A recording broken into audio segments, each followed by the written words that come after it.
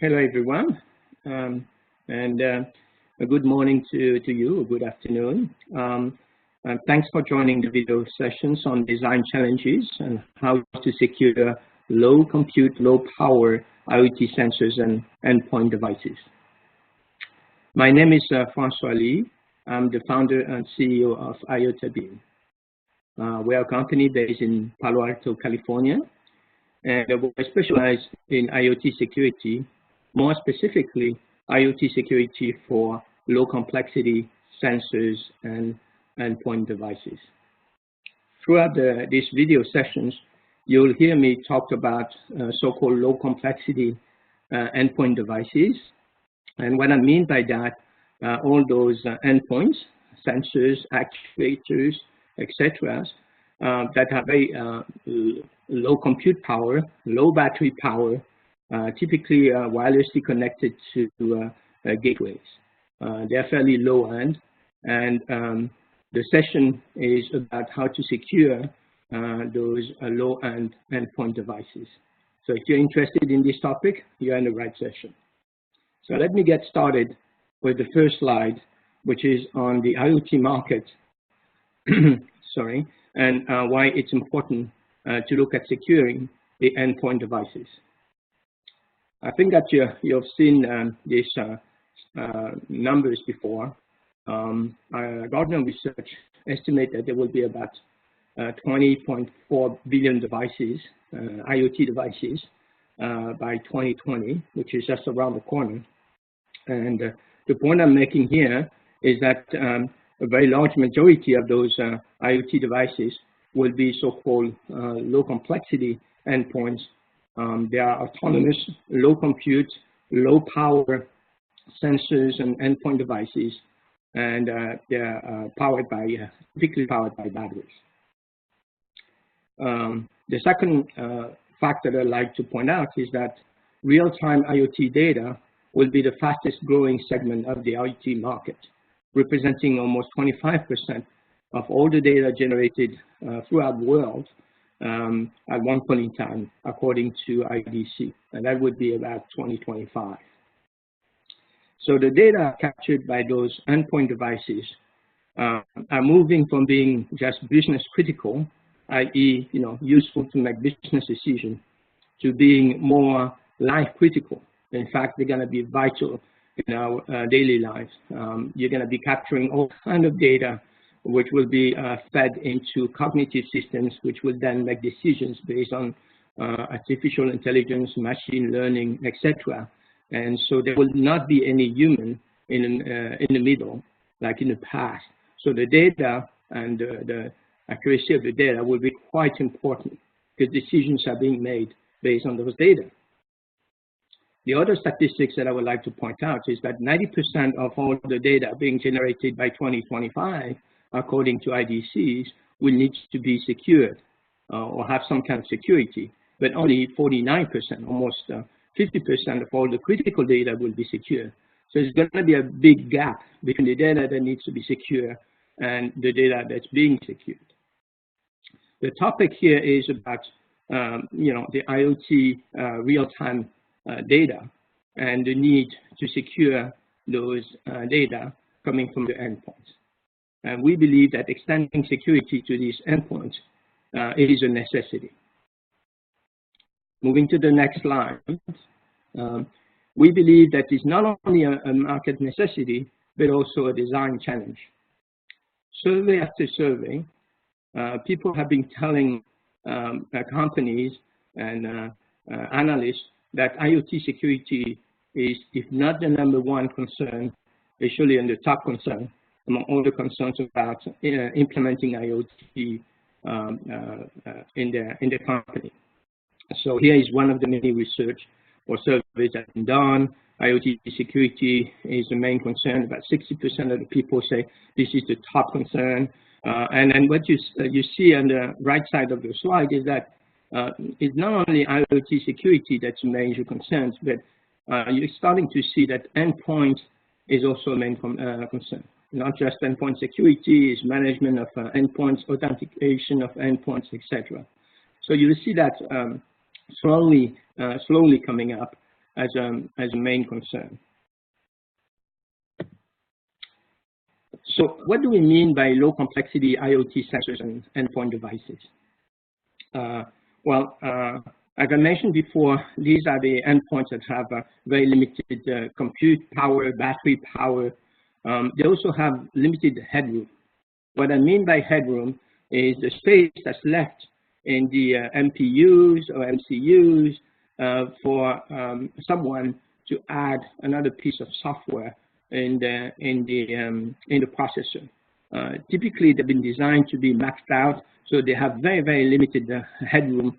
So if you design solutions to secure those endpoints, it has to take a very small footprint. And we go over that later on.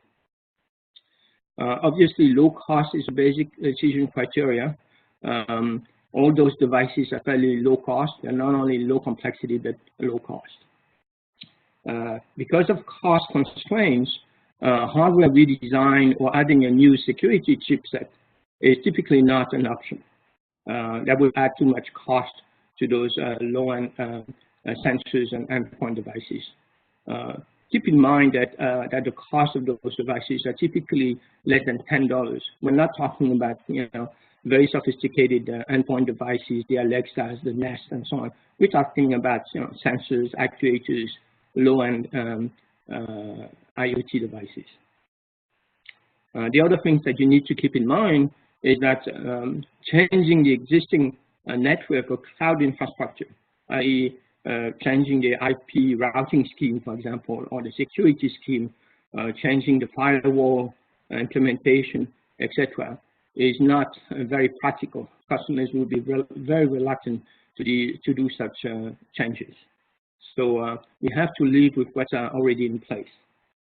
And finally, you need to understand that most of the IT security solutions coming from, obviously, the IT world are extremely computationally hungry and power hungry. They've been designed for different type of devices and systems which are typically plugged into the power source and have pretty beefy processors. So all the security solutions coming from IT are typically not very well suited for this low-end market. So a new approach to security for low complexity endpoints is needed, and that's what we're gonna look at. We're gonna not only explain the design challenges, but give you some of the rules about what you need to look at when you want to secure the endpoints. So the presentation of this session is about 5 design rules, the most important design rules that we believe are applicable to security of low complexity endpoint devices. The first rule is that you need to come up with a very effective, scalable authentication and security technology. That goes without saying, I would say. Second point is when you come up with such a solution, it would have to have very minimum device and system impact.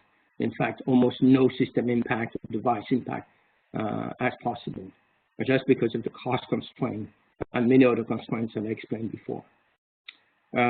Third rule would be a low footprint encryption. I mentioned that most of those processors have a very limited headroom, i.e. space for you to port a new software solution or application on the processor. So your solutions have to take very, very minimum space on the processor, memory, and RAM. Low battery drain.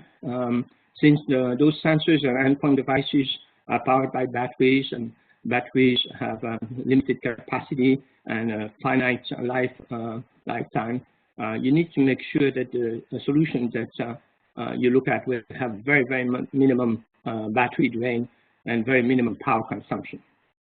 And finally, of course, have minimum cost impact. So we're going to review those 5 design rules in the next few slides, and I'm going to expand on that. So rule of number 1, effective scalable authentication and security technology. When we talk about security, first people talk about the crypto, the cryptographic algorithm. And some companies would say, well, we have a better one than the other guys, etc. What I would like to point out is that when you look at the crypto, you need to make sure that the algorithm had been tested or reviewed first by the peer community.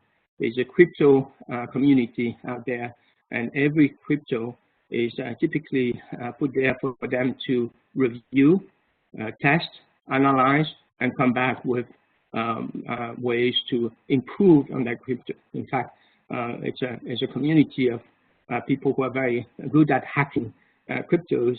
And so if your crypto had been able to withstand their reviews and analysis, you can be sure that it's a pretty good one. Don't try, homegrown cryptos that have not been tested or reviewed by the crypto community, because you don't want to deploy millions or hundreds of thousands of devices and find out that there's a major issue with your crypto after you deployed so many endpoints. You hear a lot about PKI, and PKI-based security is a very common approach in IoT and IT world. However, it may not be adapted to the world of low complexity endpoints just because they are too processor intensive. I know that there have been other techniques, hardware-based root of trust to verify private identity based on technologies like TPM or security chips or PUF. These are very good technologies designed for low-end devices also.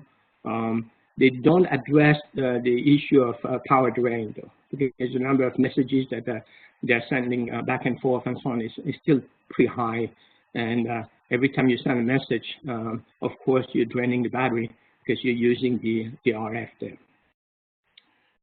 And I know that there have been also new advances in ECC, so-called elliptic curve cryptos, that allows the low-end devices to basically handle security tasks. But again, from a battery draining perspective, is not ideal. Keys should are very simple ways of securing effectively the endpoint devices. Make sure that the keys are not exchanged over the airs. Typically, you would prefer symmetrical keys just because they're not published. They're kept inside the devices. Make sure also that the keys are unique to each device so that the single breach will not compromise the entire network. So at one point in time, one may possibly be able to hack into one endpoint device, but that will not allow the person to hack into the next one. That person will have to do the work all over again. And on top of that, if your system can change the keys dynamically for each transmission, that will make the life of the hacker quite difficult. Finally, encrypted IoT data can be packetized into IP packets, which are then transported over the cloud or the wider network using VPN tunnels. So in this case, you have encrypted IoT data, which are further encrypted into a VPN tunnel. So you have double encryption there and double protection. Second point is obviously the solutions that you're looking at should be highly scalable, not only to the thousands or the tens of thousands, but ultimately to the hundreds of thousands or millions of devices. So make sure that the registration and authentication model that's being used has been fully tested or used in other models, such as in the cellular industry, for example. Rule number 2, low device and system impact. One of the key things that people have been asking companies like ours to look at is to make sure that security solutions that one would be coming up with doesn't require any hardware redesign or additional chipsets. Vendors are very reluctant to redesign their endpoints or adding more hardware into the endpoints, which obviously would add to cost. I guess cost is the main concern in this case. The second thing is that many vendors use different chipsets for different models or types of endpoints. So the solutions that you should be evaluating should be processor and platform agnostic. Should be able to work or be ported on any type of processors, NPUs, MCUs, whether it's Atmel, Nordic, etc. You shouldn't tie your solutions to a specific semiconductor vendor or design. Wireless access technology agnostic. That's also a very top requirement. Many of those sensors use wireless access technologies like Bluetooth LE, Zigbee, Z-Wave, Thread, cellular IoT like NB-IoT or LTE-M, LoRa, etc. to connect to the gateways. So your solution shouldn't limit them to one type or a few types of wireless access technologies. It should be very agnostic to all of them. And then obviously your solution should be IP topology and cloud agnostic. Nobody wants to change the IP network, as I mentioned before, or the cloud service, whether they're using Amazon, Azure, Google, etc. You have to deal with that. You cannot basically ask them to change their infrastructure just for you to add security into the endpoints. So all of those are very, very important considerations. So make sure that the selected solutions will have minimal impact on the hardware design as well as the infrastructure. So rule number 3, low footprint encryption. The existing MPU CPUs have very, very limited processing power, as I mentioned before. And not only that, they have also very limited headroom, which means that you're dealing with a very, very tiny space to port your security solution, if it's obviously a software solution. In this case, people will be asking you how much space will you be needed on the endpoint to port your security solutions. It's not going to be in a megabyte. It's not going to be in a kilobyte. It's going to be in less than a kilobyte in many cases. That's what you're dealing with. So any solutions that you should be considering or you would be considering should have a footprint of a kilobyte or less, and possibly in some cases a few kilobytes, but not much more than that. Efficient crypto algorithm. There are a lot of algorithms out there. AES is one of the best known and it's very solid. However, AES takes a lot of space and is not very efficient. You have what we call lightweight cryptos, which are designed for highly constrained environments. They are as efficient as the other guys. Lightweight doesn't mean less security. It means that for the same amount of block size and etc. They provide the same amount of security, except that they are much more efficient from a space standpoint and battery power standpoint. The solutions, the encryption should be easily implementable by any partner or customers. You do not need to work with the semiconductor vendors. It should be as simple as adding a few C file in a libraries, for example. That would be an easy way to add security without having to think with the semiconductors or the silicon chips. Our preference is that the system be non-IP based. Many sensors actually are not IP centric, as a matter of fact, and so the work has to be done at the bit level as opposed to the IP level. The additional benefits of that is that if it's not IP, you do not have an IP address, and so you're less vulnerable to hackers, which love to deal with IP. So if you have an encryption that works at the bit level and does the work there, that would be preferable.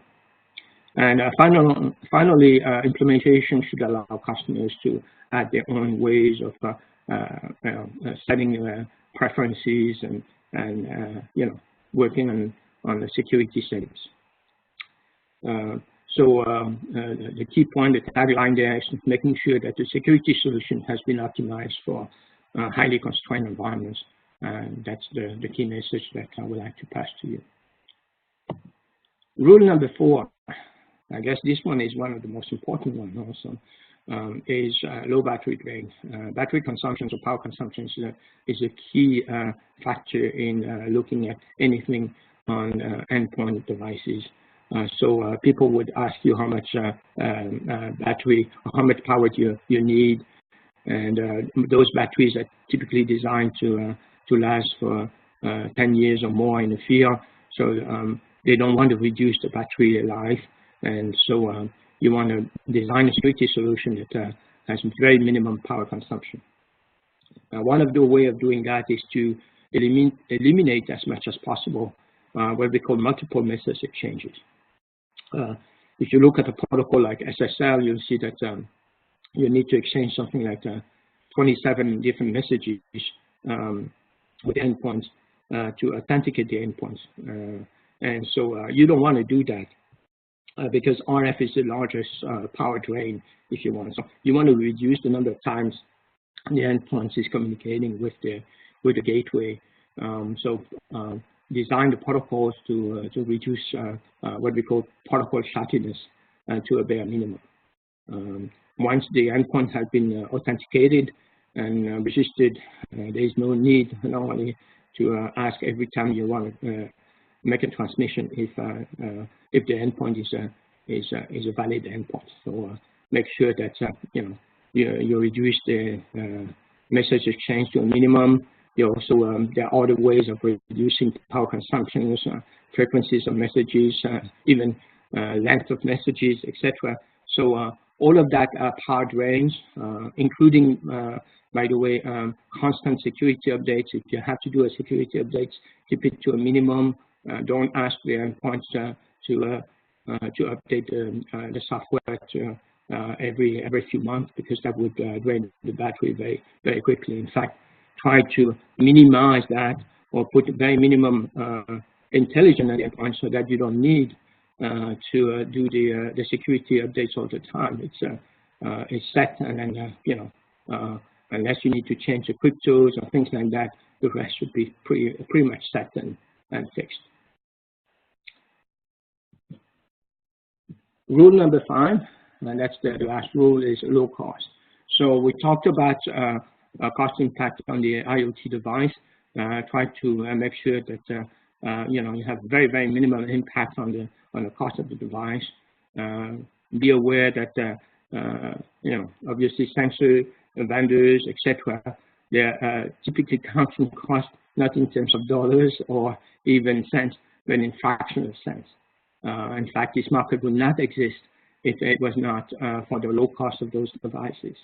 So, and by the way, the projection is that the cost will be going down over time. So make sure that everything you do has very minimal impact on cost. So it's not just, when we say low cost, it's not just cost of the endpoint devices. It's also cost of the backend systems. If you could use the backend systems without having to do any forklift upgrade, that would be great. Cost of the communications, reducing that. You can do that by making sure that, for example, all the endpoints are connected to the gateways using license-free short-range wireless access technologies, such as Bluetooth LEs. Before you send it over the wider network using paying services like NB-IoT or LoRa. So you aggregate the traffic from the endpoints into the gateways, and then from the gateways you send it over the air using a paid service. And then support and maintenance. Obviously, staff hiring and training new staff is a major challenge. So if your system doesn't require any major training of the staff, and the staff can implement the security solutions into existing systems with minimum training, that would be perfect. So all of that, at the end of the day, will add up to overall low cost. And so make sure that you have minimized cost on all those key points there. So in summary, we'd like to mention our logo, which is a motto, which is keep it simple and secure. And that's the key message that we'd like to pass to you. Security solutions for low complexity endpoints do not need to be extremely complex. You can secure endpoints with a minimum footprint, minimum power drain. Just keep in mind all the rules and the points that I've just mentioned in my video presentation. And I would like to thank you for attending these sessions. My name and contact information is on these slides. And thank you very much for attending this session.